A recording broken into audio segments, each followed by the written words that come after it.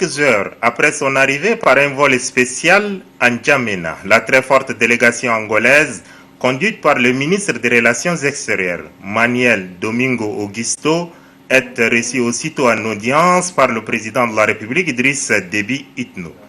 Outre les proches collaborateurs du chef de l'État, 4 membres du gouvernement sont présents à l'audience qui a duré 1 heure. Le raffermissement des relations entre les deux pays et la nécessité de renforcer l'axe N'Djamena-Luanda ont constitué l'essentiel des discussions.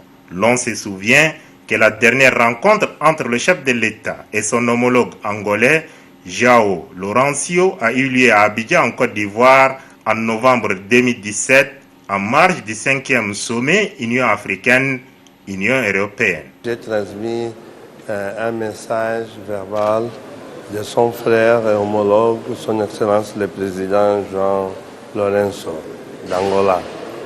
Le message portait sur les relations bilatérales, sur le renforcement de ces relations. Le Tchad et l'Angola sont des pays frères, sont des pays très liés.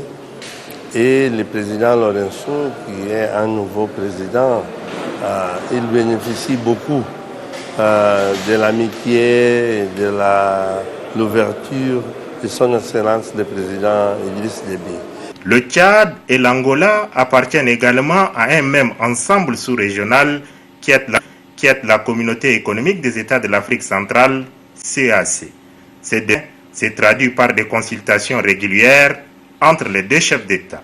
On a aussi parlé de la CEEAC, de la Communauté économique des États de l'Afrique centrale, que, comme vous savez, c'est notre organisation régionale et dans un processus de réforme.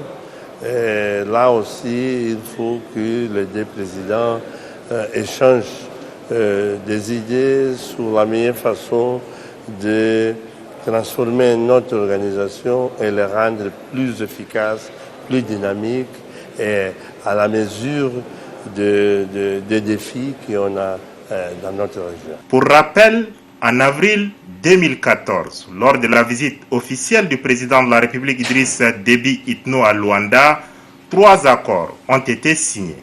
Il s'agit d'un accord cadre de coopération, un accord portant création d'une commission mixte de coopération et un protocole d'entente sur les concertations politiques bilatérales.